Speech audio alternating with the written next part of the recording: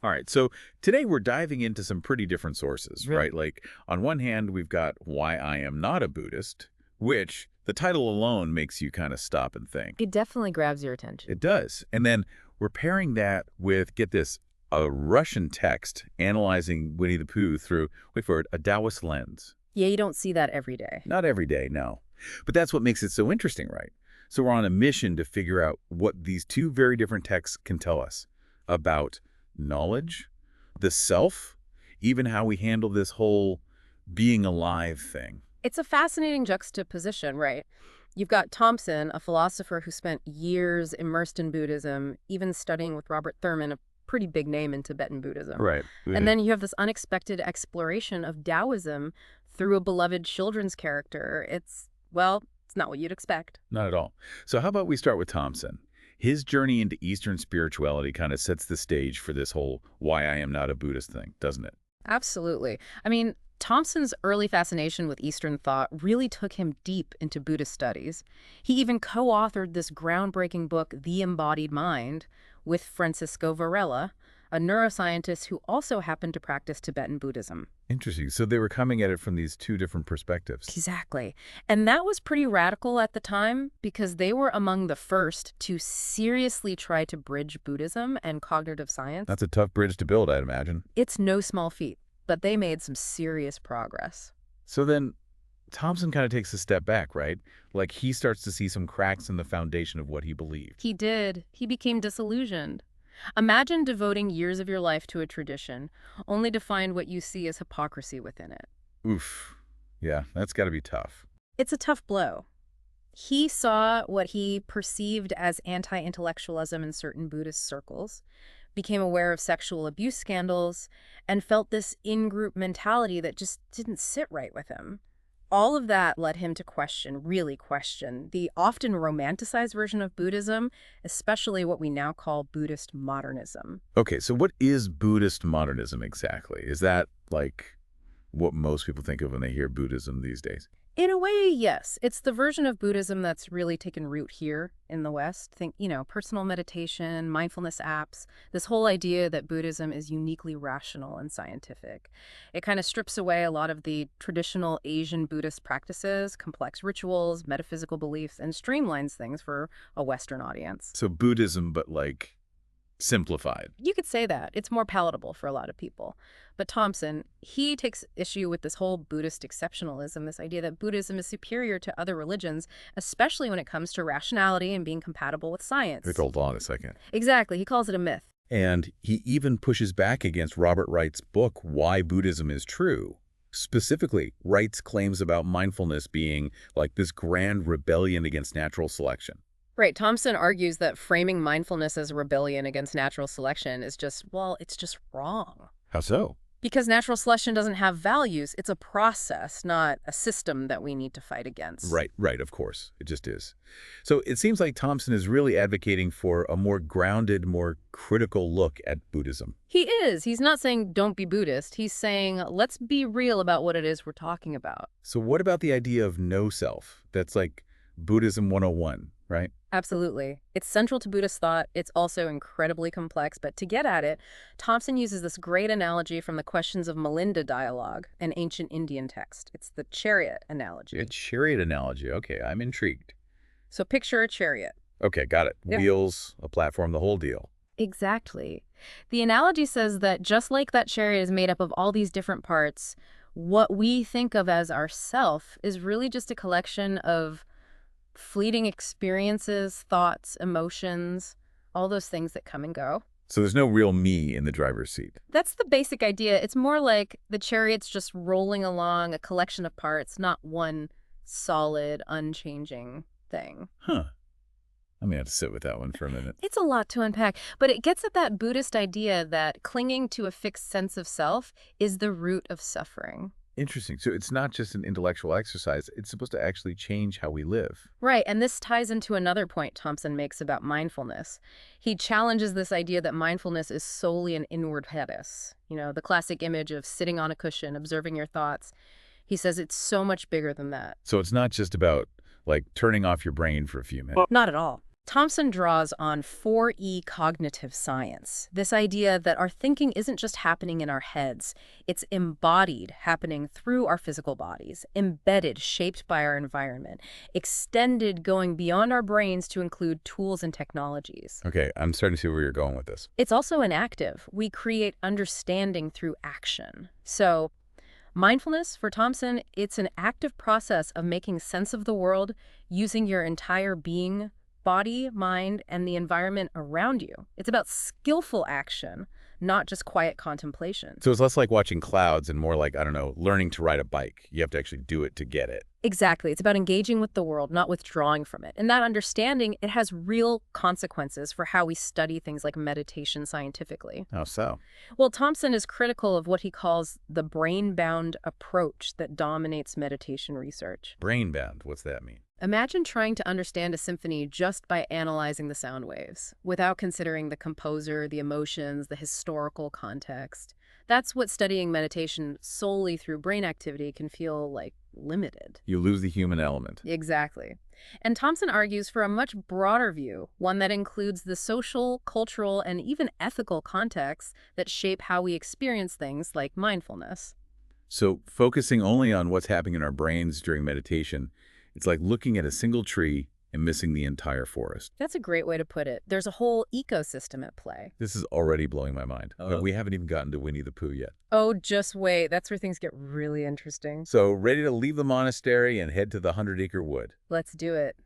I'm curious to see what philosophical insights we can glean from Pooh and the gang. Right, like Winnie the Pooh's a Taoist sage.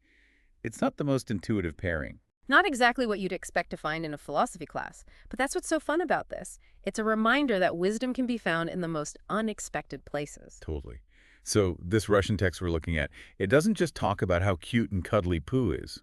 It actually uses him and his friends to illustrate some pretty deep Taoist principles. Right, and it starts with this idea that Pooh's simple, clear way of thinking, his empty mind, actually reflects the Taoist concept of emptiness. Okay, hold on. Emptiness. We talked about emptiness before in the context of Madhyamaka Buddhism, right? It did. And it's no coincidence that both traditions use this term. They're related, but it's important to understand the nuances here. Nuances are important. Absolutely.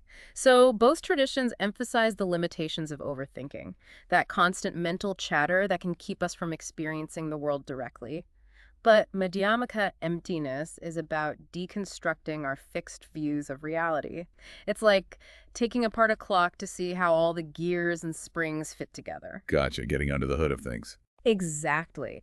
Taoist emptiness, on the other hand, it's about creating space for a more intuitive kind of wisdom to emerge.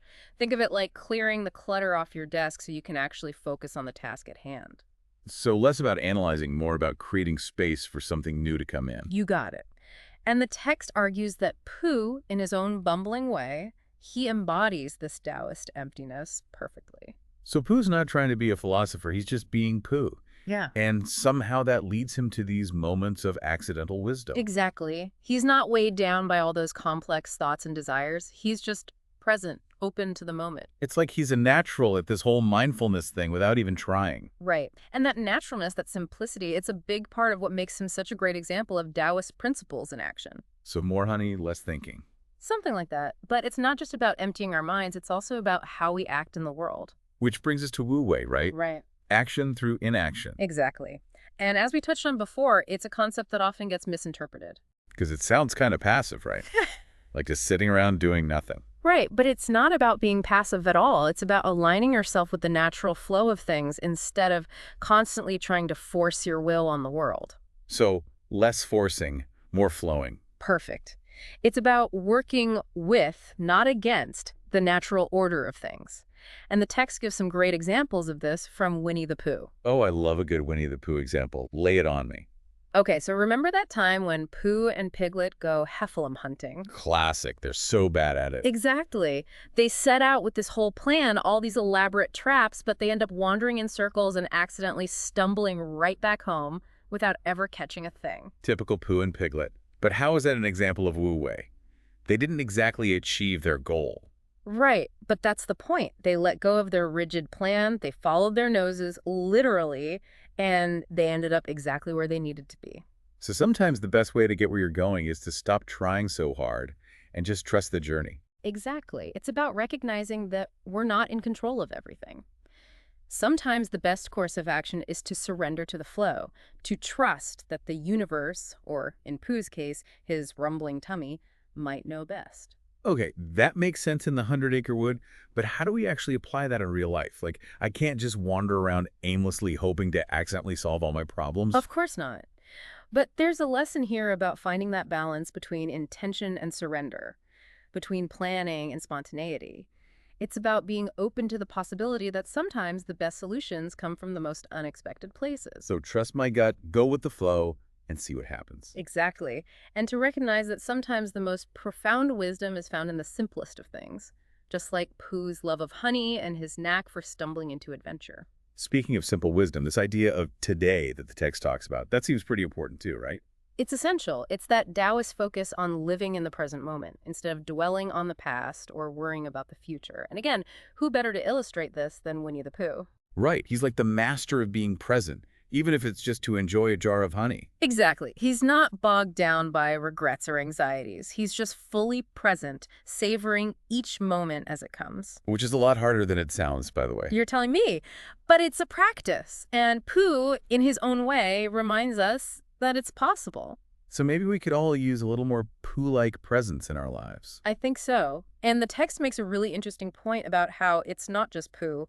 The other characters in the 100-Acre Wood, they each embody different aspects of Taoist philosophy too. Like the whole gang's in on it. Okay, I love this idea. So who's who in the 100-Acre Wood School of Taoism? Well, you've got Piglet, right. He's always nervous, overthinking everything. Poor Piglet, always so anxious. Exactly. He represents that part of us that gets trapped in anxiety, that struggles to let go and just trust the flow. We've all been there. Mm. And what about Eeyore? He's like the poster child for pessimism. Oh, Eeyore. With his gloomy outlook and his rain cloud that seems to follow him everywhere, he represents that shadow side of life, the reality that loss and disappointment are inevitable. Right, because life isn't always honey and sunshine, sadly. Exactly. But even Eeyore, in his own grumpy way, he finds moments of connection and belonging within the 100-Acre Wood community. That's true. They always include him, even when he's being a grump. And that's important because Taoism isn't about denying those difficult emotions. It's about acknowledging them, accepting them as part of the natural order, and finding ways to move through them with grace and compassion. It's about embracing the full spectrum of human experience, not just the happy parts. Beautifully put. And then, of course, you have Rabbit, always obsessed with order and control, over-planning every detail. Oh, Rabbit. He's a classic overplanner, always stressing about something. Right. He embodies that part of us that gets stuck in rigid thinking, that resists change. He's like the anti-Wu Wei. Always trying to force things to go his way, which, as we know, usually backfires. Exactly. It's a cautionary tale about how true harmony comes from surrendering to the flow instead of trying to control every little thing. So less Rabbit, more Pooh. Precisely. It's about recognizing that we're not the directors of the universe. Sometimes the best we can do is let go of the reins and enjoy the ride. Easier said than done, but I like the sound of it. It's a practice.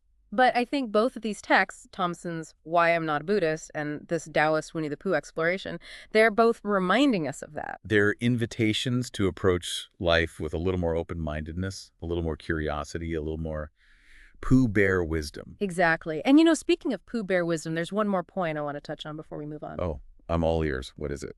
It's that idea of finding your own 100-acre wood, that place right. where you can be your most authentic self, surrounded by those who appreciate you for who you are, quirks and all. I love that. Everyone needs a 100-acre wood in their life. Absolutely. But, before we get too caught up in the whimsy of it all, it's important to remember that Thompson's critique of Buddhism, it comes from a place of real experience, real struggle. He's not just talking about abstract philosophical concepts here. He's talking about the very real challenges he faced within Buddhist communities, the things that ultimately led him to question his own beliefs. Right. He talks about encountering anti-intellectualism, sexual abuse scandals, this kind of in-group mentality that he found troubling. It's heavy stuff. It is. And it's brave of him to talk about it so openly, He's not sugarcoating anything. He's saying, look, this is the reality of organized religion, even Buddhism. It's not perfect. There are flaws, there are shadows. And I think that honesty, that willingness to be critical, even when it's uncomfortable, it's essential. It is. because it reminds us that no tradition, no belief system is immune to human fallibility. Hmm.